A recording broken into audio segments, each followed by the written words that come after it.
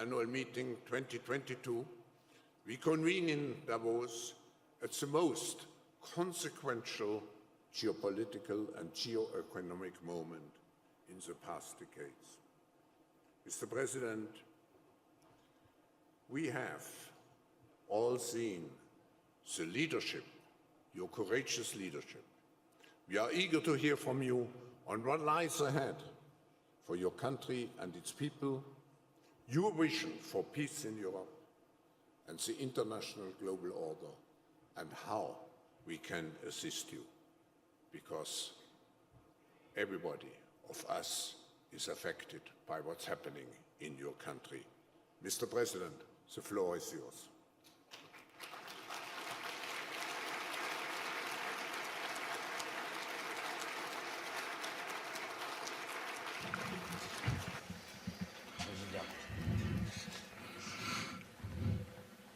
Thank you. It's a great honor for me, Mr. Chairman, Professor Schwab,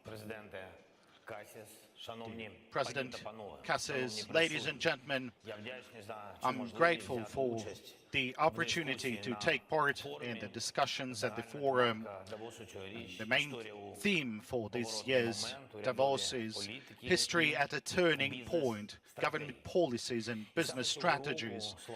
This year, the words turning point appears to become more than just a rhetoric figure of speech. This is really the moment when it is decided whether brute force will rule the world. If so, the force is not interested in our thoughts, and there is no need for further meetings in Davos, as there would be no reason for that. Brute force seeks nothing but the subjugation of those it seeks to subdue, and it does not discuss, but kills at once. And Russia does that in Ukraine just as we speak today. By the way, look at the building of the former Russian house in Davos. It has been turned into a house of Russian war crimes. And this is an example of their transformation, that what Russia has done to itself by becoming a state of war criminals, and what it brings to the world. It inspires other potential aggressors to act. Instead of successful, peaceful cities, there's only black ruins. Instead of normal trade, sea full of mines and blocked ports in Ukraine. Instead of tourism, closed skies and thousands of Russian bombs and cruise missiles. This is what the world would like if that turning moment would not have a proper response from the humanity. It would resemble a large set of war crimes. So history remembers many moments when everything changed dramatically. For example, how several shots fired could kill millions of people. If those shots were fired on June 28, 1914 in Sarajevo, history remembers how much grief one person can do if it can see, it can understand that it's not been properly resisted, as it was, for example, in 1938 in Munich. Some historical twists and turns were noticeable, some not, but we always had to respond to them, trying to prepare for other historical upheavals so as to mitigate the possible consequences, or trying to heal the wounds out of catastrophes that followed one or another historical twist. And now we have a large collection of such responses. There's UN Charter with all these agencies, the OSCE, the IAEA, the WTO, and many other institutions. But are there enough of them to respond to what we have faced today? But is it possible now to try to adapt those institutions for modern challenges? Definitely not. We need to change the approach, not to respond, but to act preventively. And not only to adapt to new realities, what we have, but to create new tools new precedents. Look at what Ukraine has already done. We have established a historical precedent for courage. We didn't listen to those who said that our defense would not hold longer than just a couple of days. We have stopped the Russian army, which was called the second largest in the world, at the cost of heavy fighting, at the cost of thousands of lives. We are gradually pushing the occupiers out of our territories. But would we have to do that if we were hard last year and a full range of sanctions would be applied against Russia preventively that could knock down any aggressor? I'm sure the answer is no. Preventing war could be guaranteed should the sanctions of the world would be preventive and not just imposed as the response. Ukraine has set another precedent in the 3 months, a precedent for the unseen unity of the democratic world around the emotions of genuine admiration for Ukrainians' courage and around the understanding that you would need to fight for the freedom. And now hundreds of millions of citizens in democratic countries are putting pressure on governments and companies to make sure they would limit or restrain their relations with the aggressor state, with Russia, and instead to help the people who was under attack. But this is happening only now. Even though Russia started its war against Ukraine back in 2014, we are grateful for this support. But if that happened back then, immediately, that unity, that pressure on governments, on companies for the stake of the fight for the freedom, would Russia start this full-scale war? Would it bring all these losses upon Ukraine and upon the world? I'm sure that the answer to this question is also no. Now we see that the world listens and believes Ukraine, but there's also a certain expectations of the world as to how the situation will be resolved, what tools will work, what new can we create to prevent such aggressions in future, and how do we stop the brute force that has challenged everything that we all cherish and value. That's what the turning point means. Ladies and gentlemen, don't expect for the fatal shots being fired. Don't expect for Russia using their special weapons, either chemical, biological, and even more so nuclear. Do not give the aggressor the impression that the world would not resist enough. Protect the freedom and regular peaceful order in the world with the maximum efforts possible. This is what the sanctions should be. There should be maximum, so that Russia and every other potential aggressor who wants to wage a brutal war against its neighbor would clearly know the immediate consequences for their actions. And I believe there's still no such sanctions against Russia. And there should be. There should be Russian oil embargo.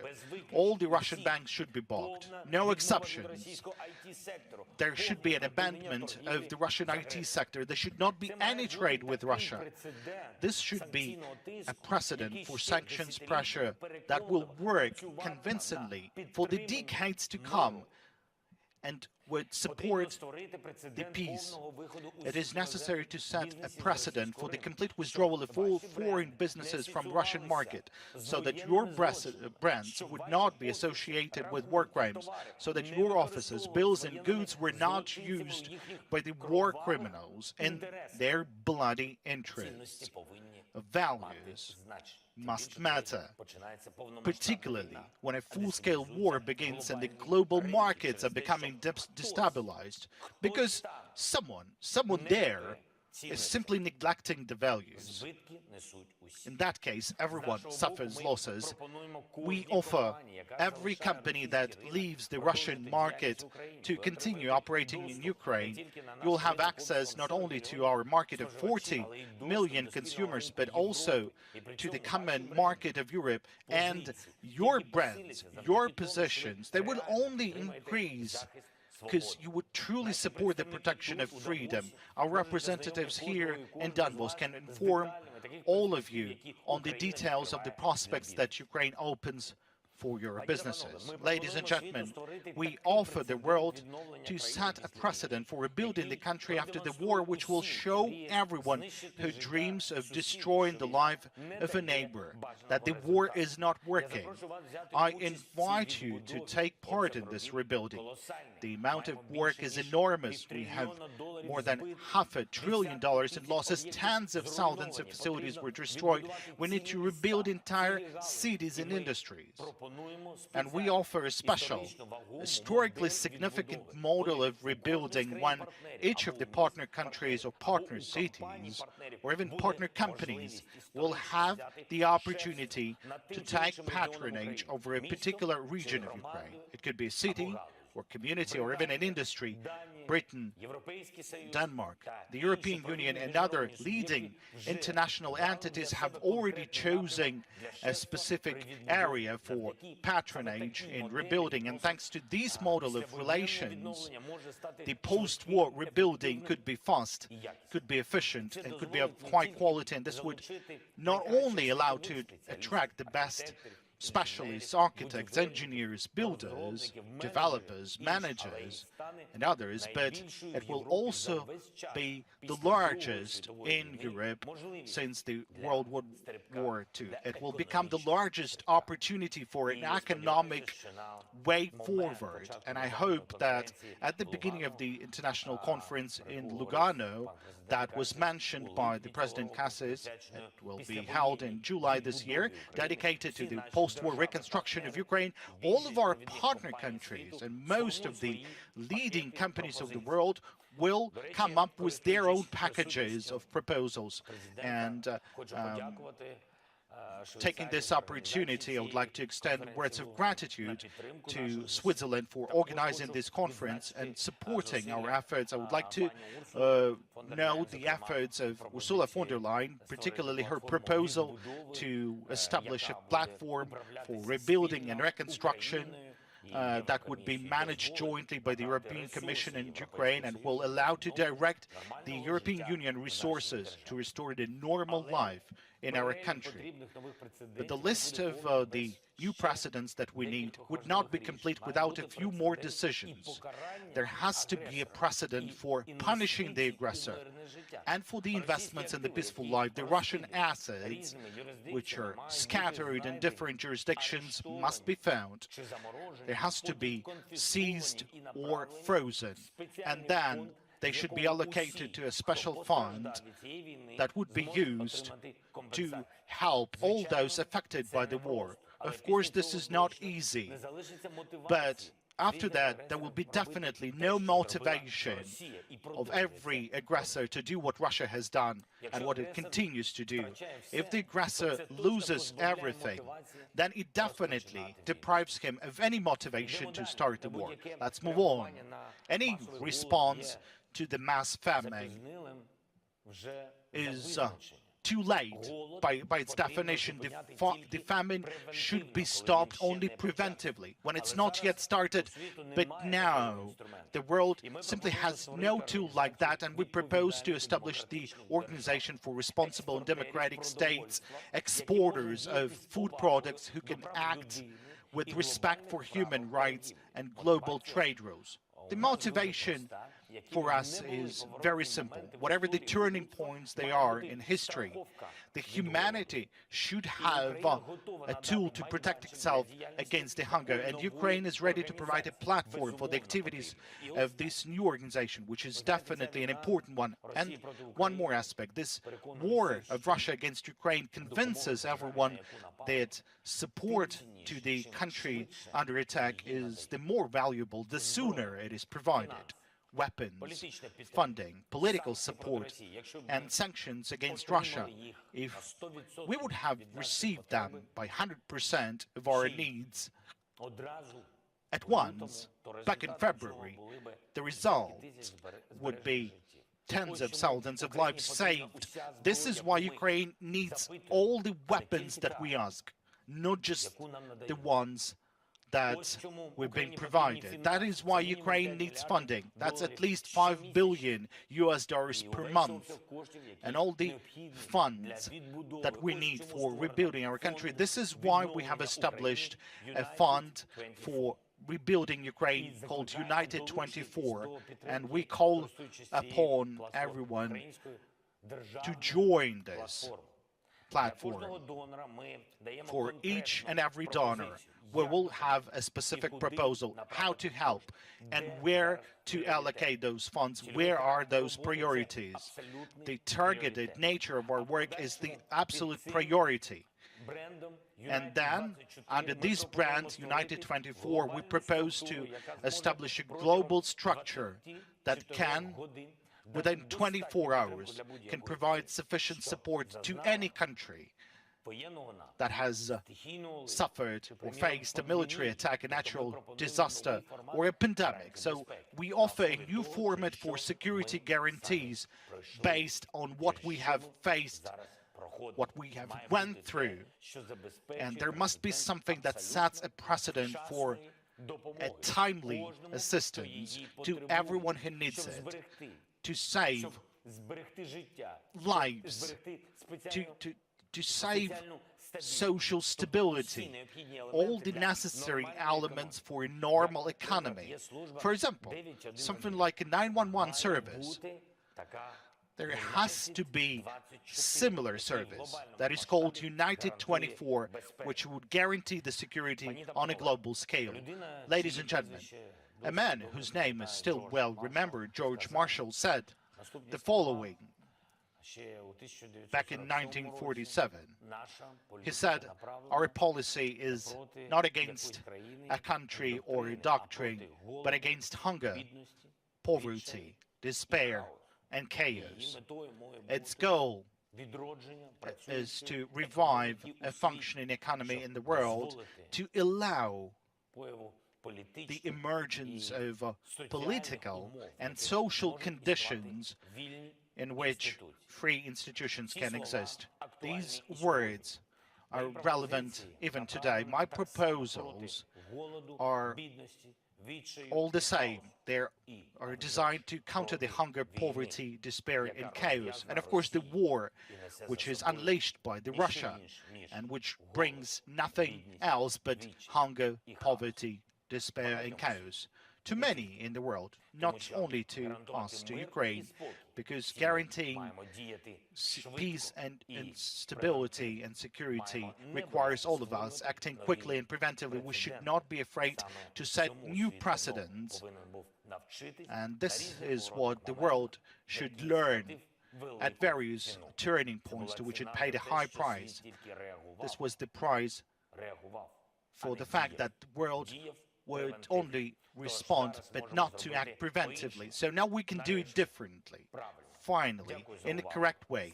Thank you for your attention. Glory to Ukraine.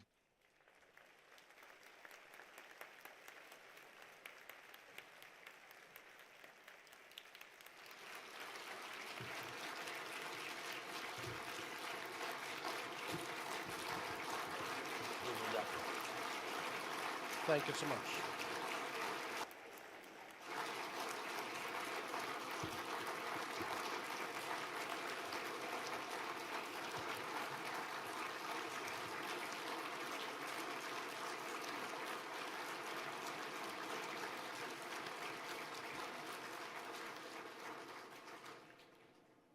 Thank you, President Zelensky. You have shown us the magnitude and the complexity of the issue and what is actually at stake. Mr. President, if I may have still two questions.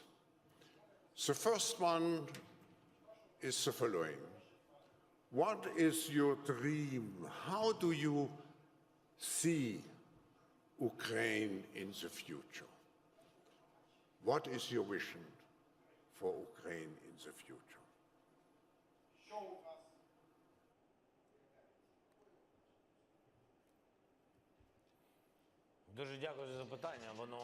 Thank you for this question. І складне, і просте, і A філософське, complex, і yet simple one, a philosophical one, and very specific відверто one. вам, я як президент воюючої держави, Just to be frank, I'm ми думаємо, myself яка Україна being буде the president of сьогодні. a state Тому at war. We що already скільки людей are ми thinking втратили за ніч, з цього what is починається the війна. Ukraine of today. Знаєте, Because every сьогодні ми, morning наприклад, starts закінчили, for me with getting the number of people роботи, who were killed in the і past на 24 hours. Десні, на жаль, сьогодні статистика на Unfortunately, Десні під уламками According to сьогодні the statistics, 87 жертв.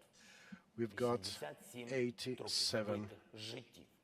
dead А ви bodies, знаєте, що таке 87 життя? Життя це і є victims майбутнє. today Тобто in без цих Yasna, людей вже буде nearby майбутнє Chernihiv, just України. today. So the future of Ukraine will Не be хочу there, but зараз without them. глибоко йти в емоції. I wouldn't, Наша держава I would hate going into emotions дуже deeply at багато this point, втрачає but I can tell you that сьогодні. our country І is losing a lot це today, її зміст. every day.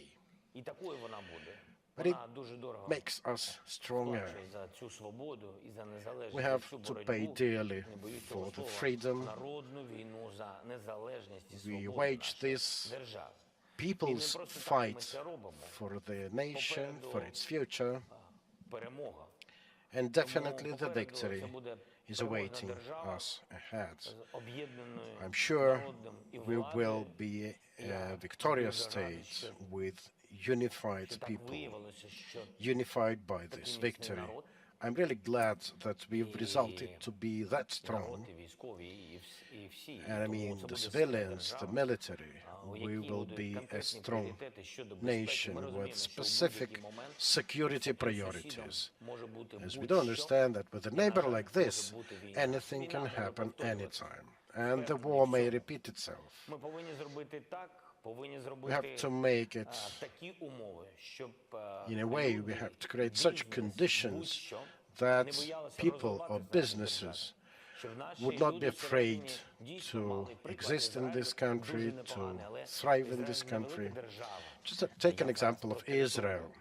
Speaking just of territory, this is a smaller state. This is not about historical importance, just geographically. Ukraine is a bit bigger than that in Europe, and the task of defending our land is more complex. And the task is to create the most up-to-date defense system, to create the most modern multimodal defense and security system, to enter into cooperative defense agreements with the countries we respect and we have trust in, and hopefully these documents will be approved by the parliaments of our partner nations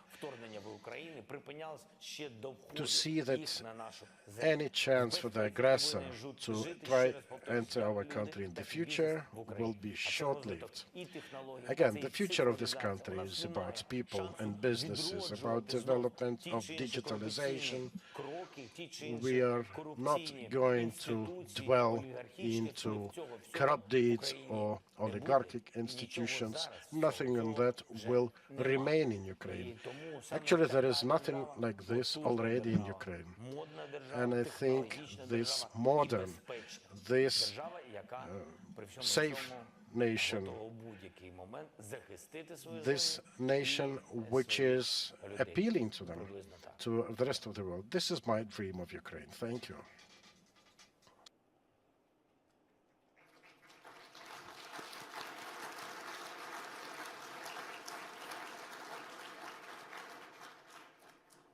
Mr. President, your country is playing a substantial role in feeding the world, if I may say so, and your exports at the moment of food products are interrupted.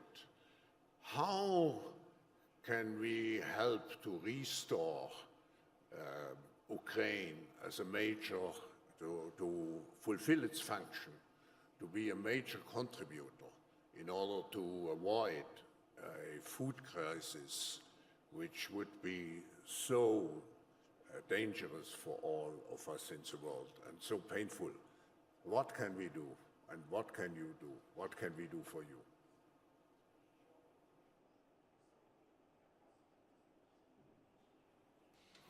Ну, ви знаєте, тут багато You know, кроків і бажано, щоб lots of всі дії були steps об'єднані навколо країни. it might entail. Воно і відбувається. По-перше, Best if these are in and around the country, which is happening at the moment to the larger extent.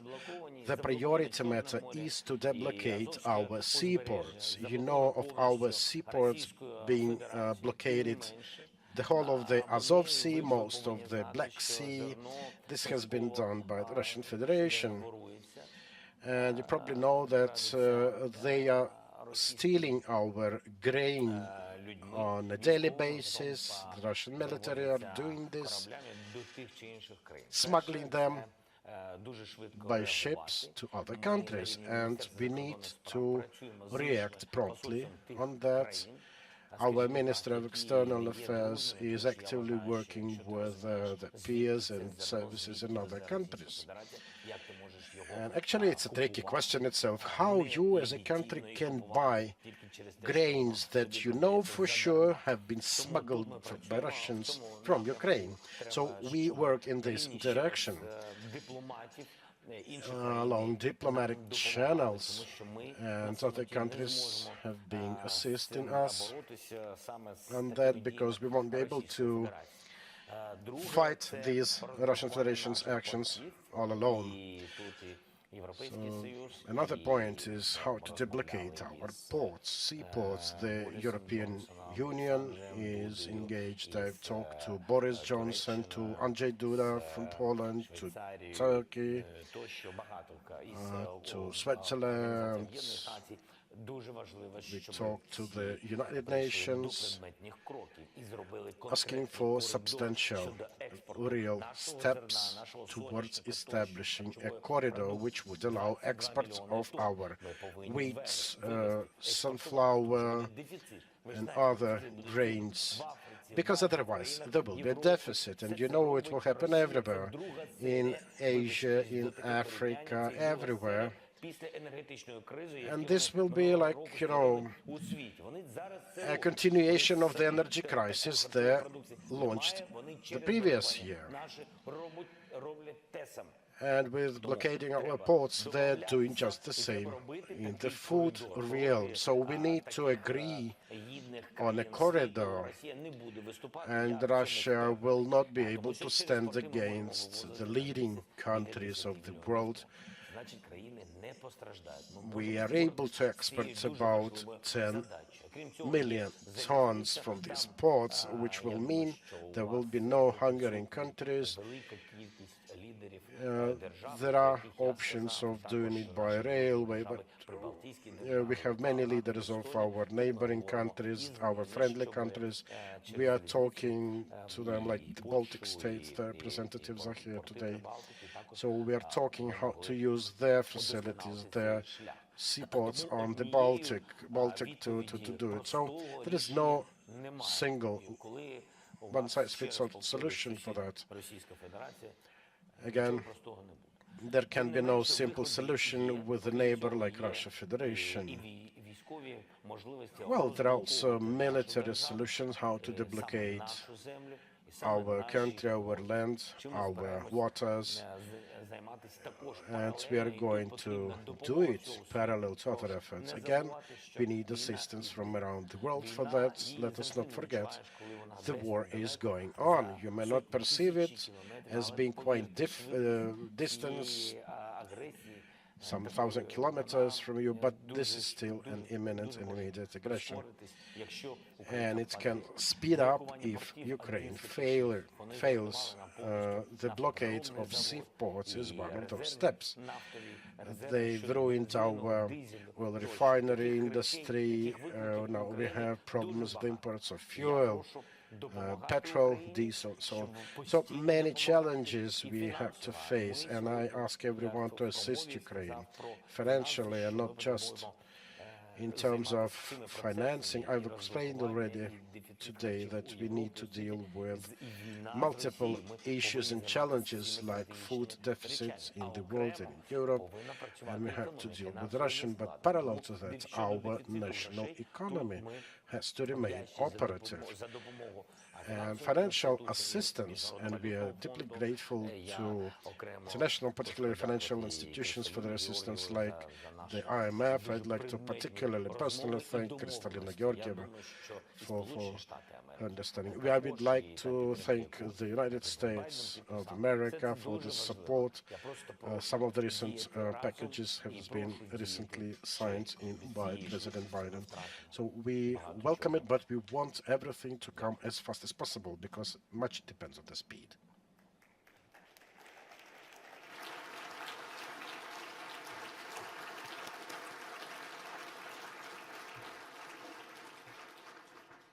Mr. President, you have shown the situation in your country and how much our future depends on bringing a solution to the terrible fight you are engaged in against your will. Now, you have here, Mr. President, in the hall, more than 1,000 leaders from politics and business.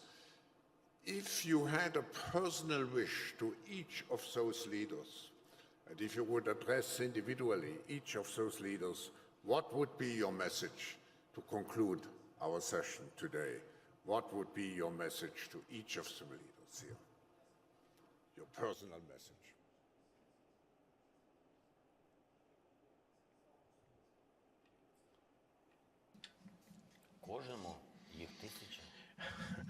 To each one, 1,000 of them, I'm not sure I would have enough time.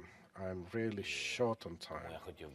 So I would rather say that, Ukraine is short on time. Now, I'm pretty much sure that no one has any idea how much time does Europe or the world has. And because of that, I wouldn't speak personally to anyone specific, particular, because I think the world has to be united by this threat, by this war unleashed by the Russian Federation. The world is united already now, and I am thankful to the world for this. I would only wish you not to lose this feel of unity. This creates this punch that the management of the Russian Federation fears the most. And, well, I do understand and know that each of you esteemed world leaders have your own range of priorities and issues, and each of you has a country to look after and think about. But I'm also thinking that we risk losing those values, the ones that we are fighting not to lose in Ukraine. I would wish that every one of you wakes up in the morning with this feeling in the head, like, what have I done for Ukraine today? Thank you.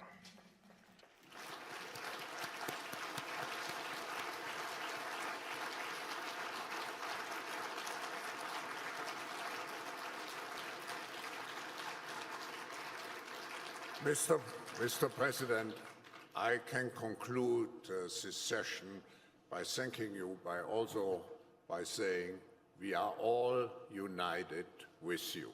Thank you.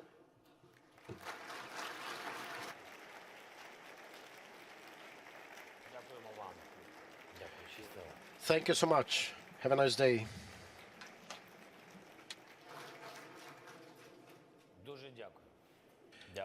Thank you indeed. Thank you for your support.